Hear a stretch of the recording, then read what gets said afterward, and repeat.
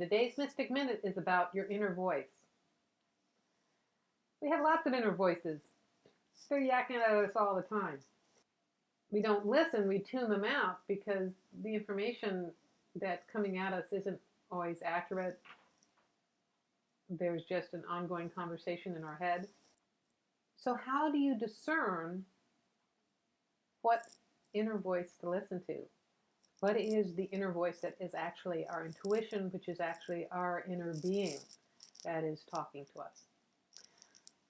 Well, I'll give you an example. Yesterday I went out to put up some flowers. And as I was getting ready, I had this really strong hit to bring my purse. Now, I'm just walking up to Starbucks. I had the bag with the flyers in them. I have the tape. I have my phone. And that's all I really need. I have a Starbucks app. I'm going to give myself a chai when I get up there as a reward for walking all the way up to Starbucks and back. So I argued with myself. It's like, I don't need to carry my purse. Oh, just take your wallet. No, I don't even need do I need my wallet? I'm not going to be spending any money. I'm just going to buy myself a chai. And as I went up there, I had 4 flyers to put up, and I had 4 pillars. And I decided, let's not put the first one up here. I put the second one up where it was dry because it was raining. And then I heard very strongly to go put it up in front of Starbucks. So I went to put the one in front of Starbucks, and I ran out of tape.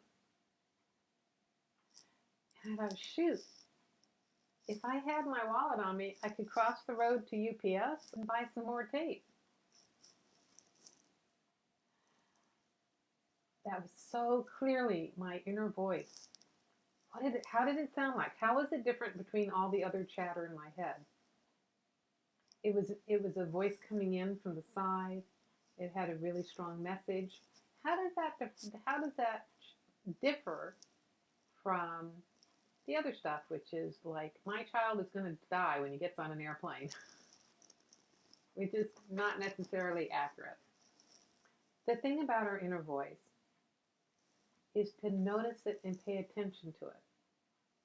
And how you figure out whether it's your inner voice or whether it's the inner gremlin, which is the voice of doom and gloom, is by tracking when, if you'd listened to it, that would have been the right thing to listen to.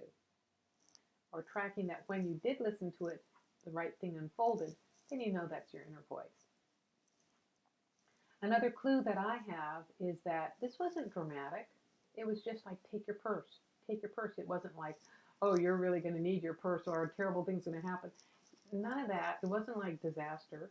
It wasn't really a disaster. I just ran out of tape. That's a pain in the ass. I'm going to have to go do it again tomorrow. It was just, take your purse.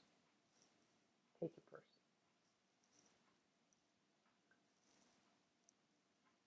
What would have happened had I taken my purse and I had enough tape? I just would have had an extra thing to carry on the way up there. Not a big deal. So I missed the chance of strengthening my connection to my inner voice and listening to it. And you would think that after all this time I'd have a really strong inner voice. I have a really strong inner voice, and I have a lot of really strong opinions at the same time. So it can be like an Irish family around the dinner table sometimes.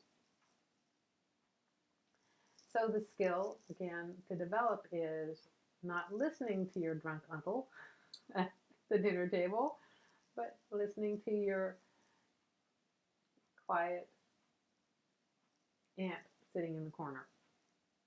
And another way to look at that is that your inner voice is really your authentic voice, and it is the essence of who you are. And as you listen to it, as you navigate from it, you start to navigate life as your inner being, as the essence of who you are. And that's when everything transforms. So it takes practice. It's like any skill, learning to navigate and to cut out the chatter and cut out the noise. Some people can meditate and can be a very effective way of calming the mind and allowing clarity. Some people have to do things more actively. What works for me nowadays is tuning into this stuff and having this conversation when I'm walking my dog. And as you do this and you strengthen your skill and you strengthen your connection, and as you start to navigate your life as consciousness, you have greater confidence in the world, you have greater knowingness of how to move forward. More possibilities become available to you because you have access to more information, you have greater clarity.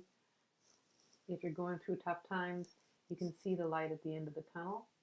It doesn't magically manifest you the winning lotto ticket, though it can manifest circumstances that make you feel like you've won the lotto. I also find that even though the same storyline might walk through, I don't have to step into the drama of it. I can observe, I can be aware, I can respond to what's going on without engaging in things that were painful in the past. Pain disappears. Pain really de-energizes and disappears. You're not being Mr. Spock about things. You just have a lot more calmness and serenity. So wouldn't that be fun? So practice that. Listen to your inner voice. Discern your inner voice.